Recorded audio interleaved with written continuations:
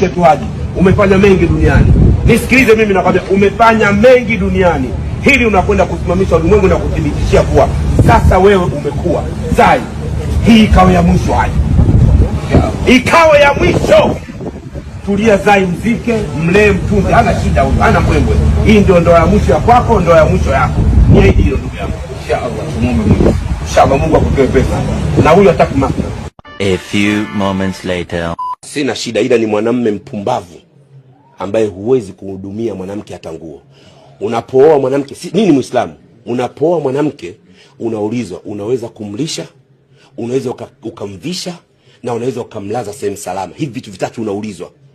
Una uwezo wa kumlisha, una uwezo wa kumvisha, una uwezo wa kumlaza sehemu salama. Unaposema ndio, maana unatakiwa utekeleze wajibu wako. Mwanaume mpumbavu unashindwa kumnulia nguo hata moja. Zailisa amekaa kwake kwa muda gani? Wewe una uhakika? Zailisa kasema pale. Wewe Zailisa akasema, sasa mwanamke kasema. Sasa mwanamke kasema.